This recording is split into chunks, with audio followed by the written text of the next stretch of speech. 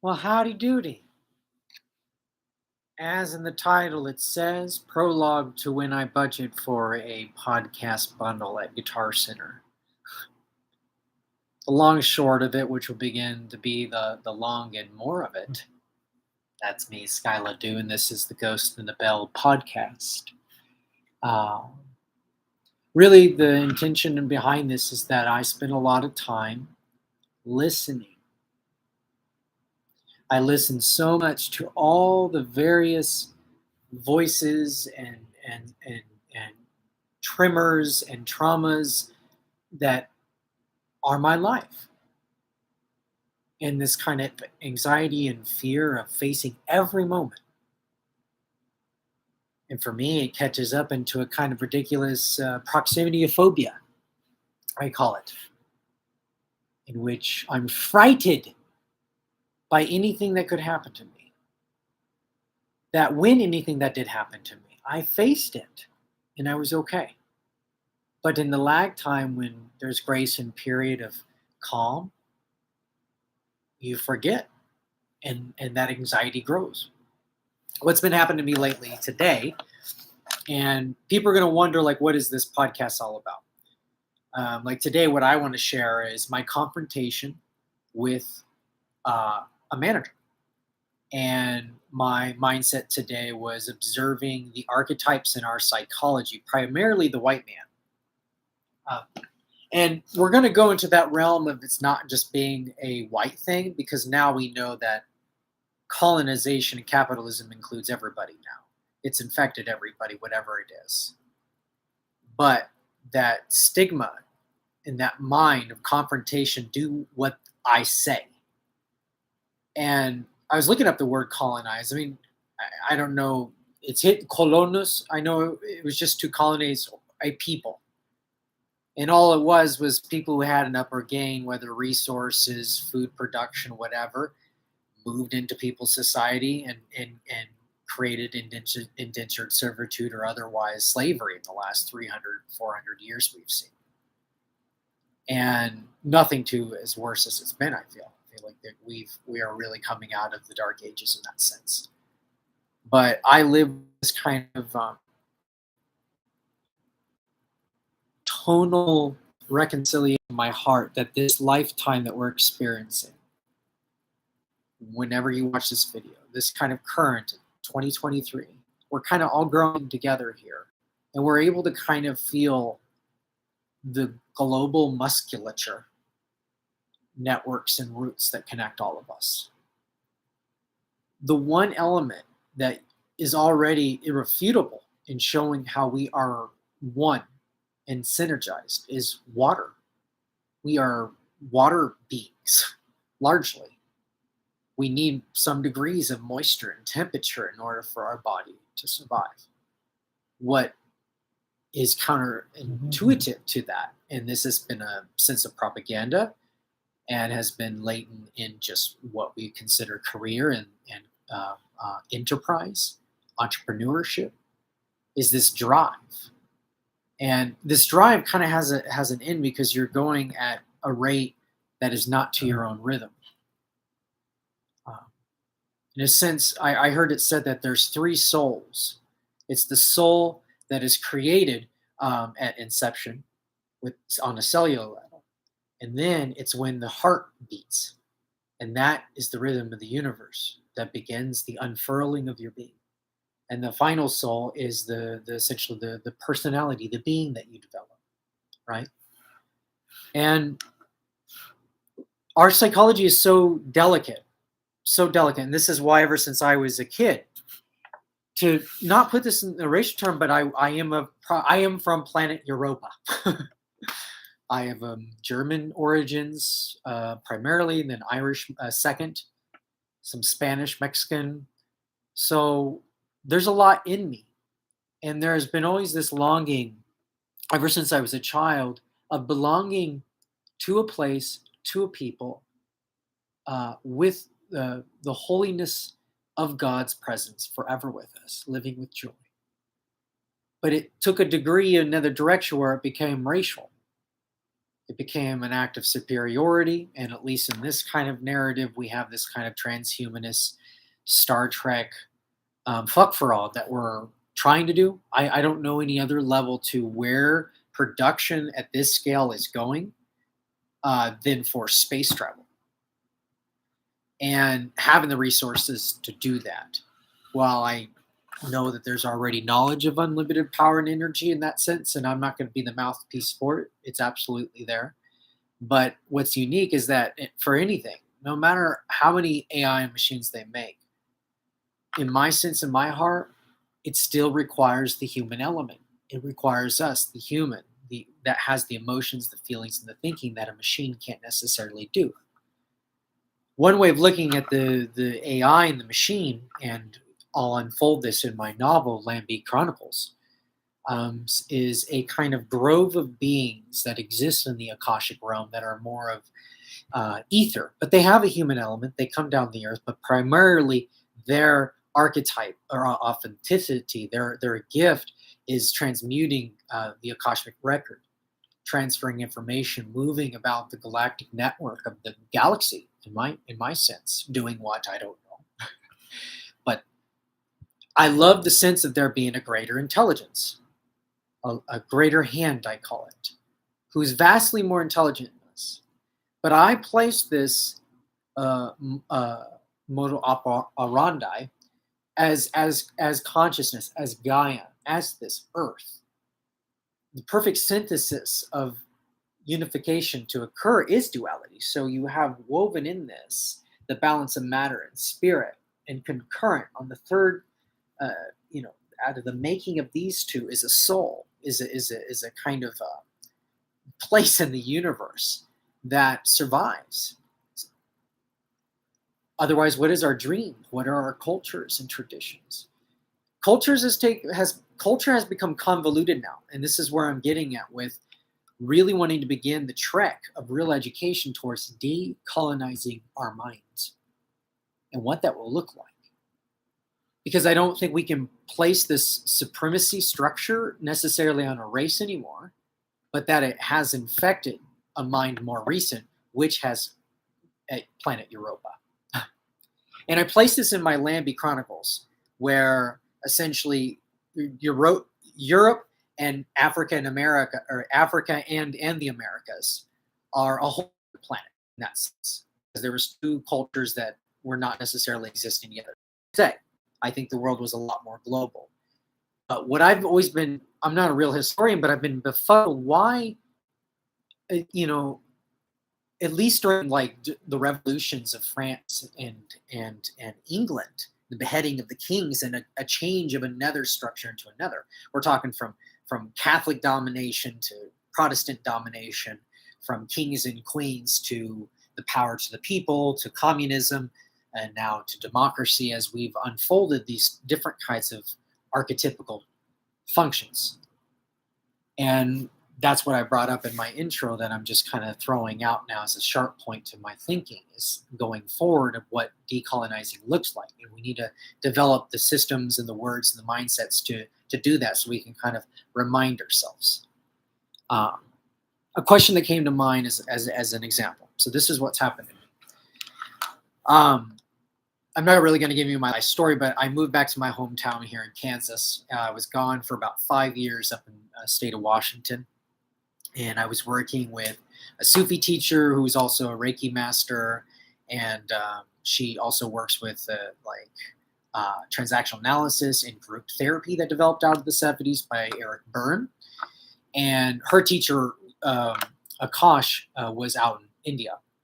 And she was also a clinical psychologist. So they developed a beautiful system that was not spiritual in the least, of a group of 10 to 12 people anywhere around the world. And we just get together and meet on a weekly basis, and things unfold. And it's not like a couch therapy thing. What unfolds is something is going to rub off something else, or something you say. And it's a really great way for us to hold each other accountable, how our reactions are, and to see how we can help when someone is traumatized or having an issue, right? And this is something that really matters to me, because the system we live in capitalism makes it that we don't make any time for anybody except for the ones we love. I spend a lot of time alone because that has been my path of like managing my own self. So this is where I'm getting with archetypical functions, because what we live in as a society is an ectoteric quest. Esoteric is the internal path, but an ectoteric is a physical manifestation. Um, a kind of spell cast, which I call this transhumanist future. It was a whole bunch of royal families or rogue royal families that stole manuscripts, killed a lot of people, stole herbs, just stomped all about the place across the continents of Africa, the Americas, and let this wretched, sticky empire we live in right now. And I've synthesized that in my novel as a kind of consciousness that was from another planet called Alacrion. And so I placed this as the infection of the European consciousness that infiltrated the whole world and nearly has committed a full-on global genocide.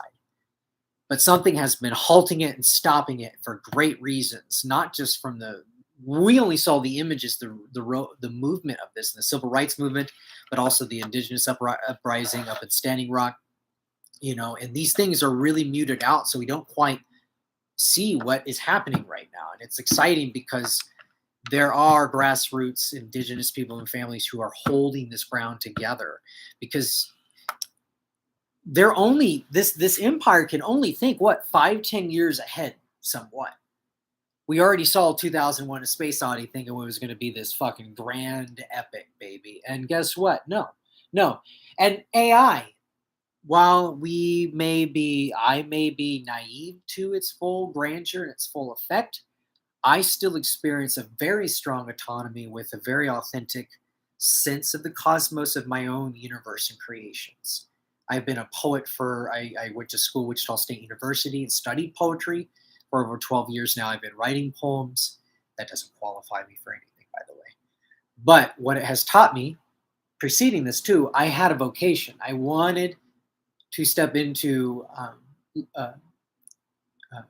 a blessing, be a part of something large. God, how may I serve you? How may I serve the flock, the people? And as a poet now, and this isn't to singularize me, but to join the confederation of poets out there who have picked up on inferences for even through the most crucial of times. I'm just now opening this in the last month, I've been reading the modern African poetry and catching up with the poet. This is from 1962. But catching up to the poets that were synonymous to the times when the American canon poetry and Ginsberg and these, revolutions against the Vietnam War, when, natives across the world have been stammering off the colonial empire. And in my heart of hearts, and I'm fortunate not to see the worst appalling parts of it. But I still participate in a system, and I'm as a letter carrier, mailman right now.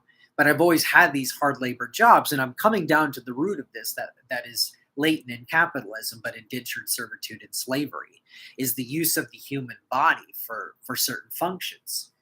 And we produce a profound amount of energy, but it's only regulated in certain areas. That's why we develop debilitating diseases, especially the stressful ones like mine in my mind, that I admit I still have a hard time adapting to change. And I stood up to my boss today after I worked 10 hours. I walked 9 miles, on a route, huffy and puffy, whatever. But when you're a CCA, if you get hired, just so you know, you're going to work 6 days a week. Goodbye your weekend. I've been doing this for 7 months. Goodbye your weekend. Goodbye everybody, for real. You get 1 day off and you got to cram it all in. And you're going to work 9 to 10 hours max. Holiday, 11 to 12 hours.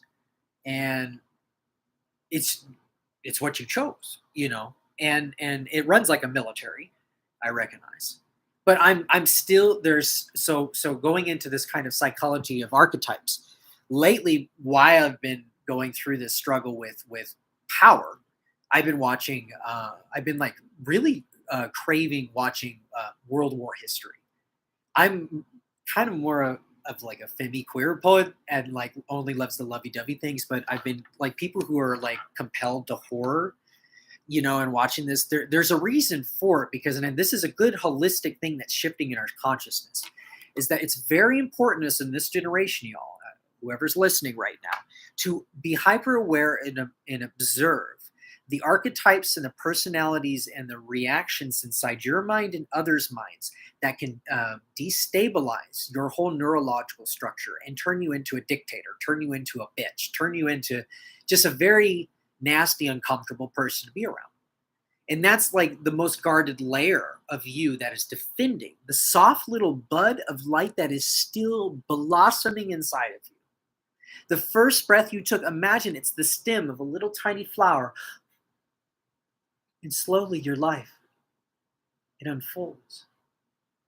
And I'm like right here, maybe, maybe like just barely 2 petals coming out. I'm like right here working as a letter carrier, 33 years old, and I'm like, I can blossom, I can expand so much more. All the creations and friends and people I see my whole life, but the grind, fuck off, bitch. It's like all these things come out at me, and I felt bad though, God, but like, this is the problem with administration on all levels. They don't ask you how you are, okay? Like, granted, the office lady in the morning, she always does. She's always good. She always checks in. She did give me a break the other day. But like, I have tomorrow off. Like, fucking, I already worked 6 days this week. Leave me alone. And I already had a fuck up. I had to deliver a package to the house. So I got to the station, I had to drive back, fill up the gas, come back, made it 10 hours. And he wanted me to go fix this thing. And this old lady like ran into a whole bunch of CBU boxes. It was like, and we had to pick up all the mail. I'm kind of glad I didn't do it. But my point is like, this is fucked up. The system. And the guy that I had confrontations with, which I understand his position, like they got their pressure too, but he's just like, once you find a job that you like, like you signed up for that or something like that. And I'm like, I think you're right, which is true. But I keep choosing these hard jobs, labor jobs, dangerous jobs, climbing on roofs, cleaning, scooping out gutter or pieces of leaves and shit from gutters and cleaning windows. Like I've always chosen dangerous jobs, at least for that money. And I've showed that I'm a workaholic and I do what I want. But I see my boundary. I get to about 6 to 9 months and I'm like, and mind you, I've never really dated much of my life for over 10 years. I've been really that solitary because I don't know if, I hope people will know in time. Sorry, lights going out. But like, I have a lot of material right now. And this is my whole point of Ghost in the Bell right now.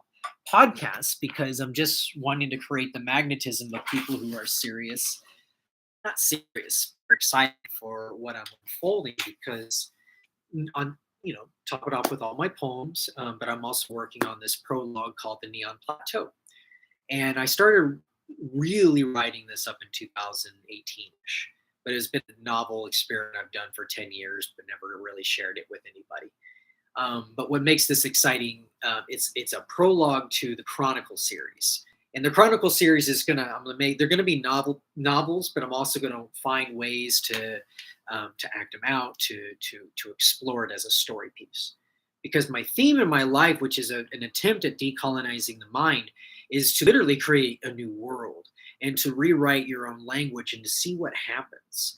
And I think that these kind of like political movements and global crises that are happening are attempts at keeping people together. There's war, genocide, violence, disease, virus.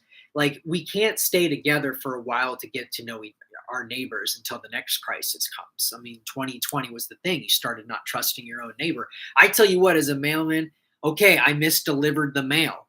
They know their neighbors right next door. Okay, it's a federal crime. You had someone's mail, whatever, but it's like, just put it in the mailbox. But, we don't know our own neighbor, admittedly. I live in an apartment.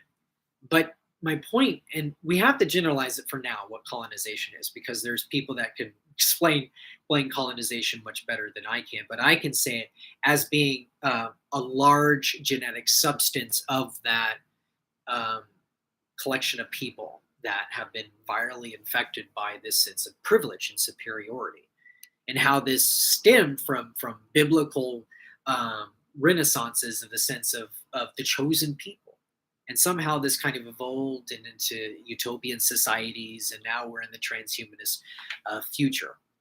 And mining of resources is clear scientific, like just straight to the bare bones. Like when you play the game Star Wars and watch the spaceships, and I don't even know the fucking names of these things, right? Star Trek, Star Wars, whatever, Mass Effect, all those little space games. I mean, the sheer resources, refinery, and metals you need to develop those things, like it's just not even in a 50-year scale.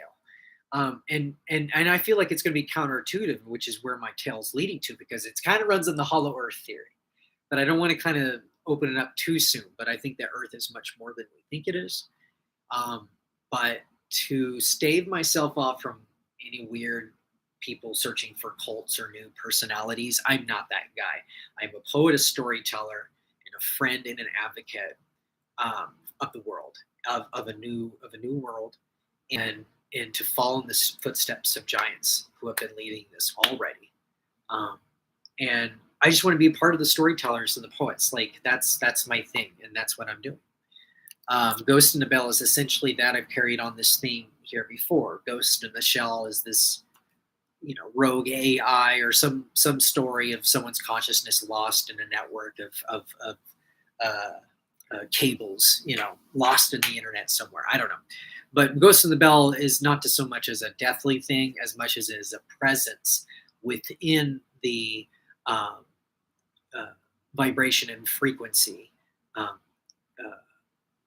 Sounds really cliche, but I'm losing my train of thought. Sorry, guys. I've been going at it for a second, haven't I? It's a presence. It's a presence that we all know. And for me, I think it's even impossible for an atheist not to know that there's some intelligence that you are relying on. And I think it's easy for us to rely on Earth, on nature. But the problem with this is we're still, as a mass society, I'm not going to say for other communities, but it seems for the conservative, well, less for the conservative, but conservative, liberal, white, middle class communities, we still see Earth as like an expendable source, and we do what we do, and heaven's over there, it's all good. And that's a decolonizing thing from my mind. I remember this kind of gross feeling when I first excommunicated myself from the Catholic Church. I was about 20, 21, and I felt horrible for a week. But it goes to show I was changing my language because of poetry. Poetry made me aware of the voice inside of me. The voice is made up of several layers, and this is where I'm going to start developing the system of archetypical functions, because Carl Jung was carrying on this. I'm doing this just intuitively on the spot, because I'm just learning to allow to the thought rhythm to just start speaking. And it's easier for me because it just pushes on me, and I end up just talking to myself in my room. So that's why I'm here talking to you. But these archetypical functions are nice because I've been having conflict with working for the government and working for a manager, and like tired of this 9 to 5, but also like terrified and scared of just quitting. Like I've saved up enough money to do something, but I still need to make money. And, just I have so much romance and excitement of what I want to do in collaboration with people. That makes me happy most when I'm working with kids and indigenous and like everybody in the world, and we're forming coalition networks of some kind. That's not like communism. That's not this weird hierarchical structures. It's like just going back to already the intelligence that Earth is providing you by the rhythm she's offering, But this is what's dastardly in this time, because very privileged people, privy people who have had access and were part of these colonizing attempts have taken artifacts, have learned certain knowledges on the land, were able to, do things to the environment. They affect us on a cellular level now, genetic level. So, it's getting into territories in which I feel Earth is starting to really pick up on what's happening. And this is why I feel that Earth has a kind of reboot thing I call the integrate. Sorry, I'm just self-conscious now for some reason. I just got a haircut and reminding myself how beautiful I am, because I'm Skyla Dew. Anyway, I'm trying to see if I can find it. There's no one in my chat because I know no one's really going to tune into this for a bit, but darn, I forgot. Just look at me for a second. Let's see if we can remember.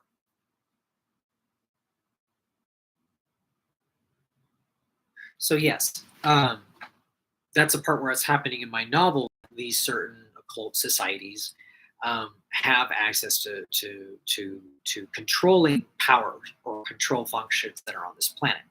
Manipulation of cells, manipulation of atmosphere, um, manipulation of water. Means when you start tainting the elements, at some point the signal is going to be recognized. Do you get my? Do you get what I'm saying? Like it's just like when if someone just starts putting a knife to your chest and start pushing harder and harder, you're going to start like you're. I don't think you're going to let it pass through, and then that's not even an ego thing. Like your body's just like nah, and it's going to find a way to just like fuck that, right? We're having a splinter, right? Well, I think these are just these very taintings that have been picking up these signals. That's otherwise I don't know how else I can explain the grace and the gift that I've had since I started writing of sharing these works that I'm going to be pouring forth to you guys. Um, I haven't wanted to do this because there's so many voices that have been muted, and I'm having a hard time figuring out how we all can be heard and how I can make my way through the algorithms to catch your attention and you find my YouTube here, even if I share it. And who's going to listen for 20, 30 minutes, which I better start ending this. But it is an act of self-love. And I think that whoever is out there is going to start tuning in and vibe with me and excited to see where it's going because it's going to include you. It's going to include conversations. I don't have a historian's mind. I don't have a mathematical mind, but I'm an artist, a painter, and a poet, and a storyteller. And my novel series is absolutely exciting, and it's not necessarily my doing. I feel like I'm just picking up on it, and it's pouring through, and I'm just graced with the chance to do it, but it's very hard to do it. But I want to start sharing it in time. And definitely happening this year as well as I'm going to be getting my poetry, at least my trilogy coming out and possibly my collected. So I have a trilogy of poems, Marvin the Astro Ape, Stellar Reworks, and Interstates. Interstates I finished about 2021. And then I'll have my collected poems called Blood Notes from Arcturus, basically my poetry that I started taking seriously since 2011. And then I'll start figuring out ways to publish the like excerpts of the prologue and just build the storyline because I think I have enough juice to really open up a franchise story here like Marvel and DC. But like any creator, I want to try to get as many as the books out there as I can before I start check it in with other people. So if you're about Octavian Butler, solar punk futurism, Afrofuturism, and quantum futurism, I think this is our vibe. We'll build off on that. So I'm thinking, what do I want to end? I want to end in with a poem. I guess since I mentioned the modern African poetry, let's end with a poem. I definitely need some updated ones. So if anybody gives me some updated African poetry, modern poetry, queer poetry, women's poetry, let me know.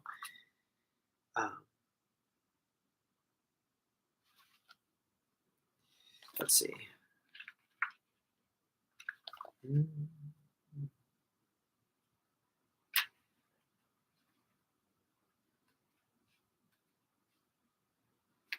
Sorry, I should have just picked the first choice. Okay. So this is a Nigerian. Okubulo Wonodi, planting. Lights on the shore, that was our port, that was our fort. And wind swaying scenes that we know aside while the seashells stand aside. Season aside to make mouths at us. Birds on the stem pecking at the scarecrows to call the farmer home. Who then shall follow with white shirts the dance of his father as tractors bite down the yam god and the squirrels skip about making faces at us? Stand you that hate not and praise not these shifting scenes. Season a blow the horn of Rabisi, that we who shall hear the cock at night and see the red snake at day, and they that shall follow bow not when the seashells, season aside, making mouths at us. I want to return to that life, don't you? Because this whole 9 to 5 thing, right? For me, it's actually like 9 to 7. But like, I don't have any problem with labor, working my body.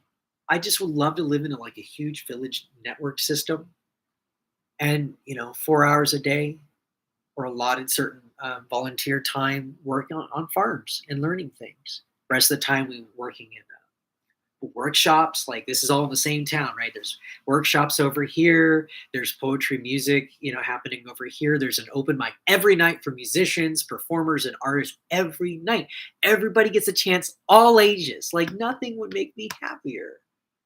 Like, anyway, because like I'm having like the amount of stuff I have, I need help like measuring myself, because I'm coming at everybody like a cosmos. No joke. I'm creating a cosmos.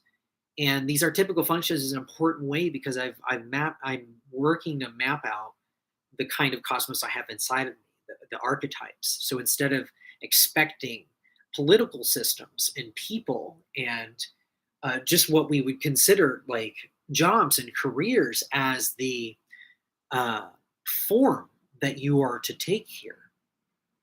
You are not a function. You are a form and a function, but your function is a mystery, because we have tremendous potential. And yet, at the same time, on a scientific level, we all have a neurological, not difference, but we're woven differently. So sometimes we don't want that much stress. Like, we want to do this. Like, we want to thrive. Like, if we want to live a long time, right? And that's just something that always gets to my mind. Like, when we shift that consciousness from that kind of capitalism and global infrastructure to personalized, not networks, but personalized homes, groves, So anyway, I'm planting that for everybody. This is Ghost Nobel Part 2.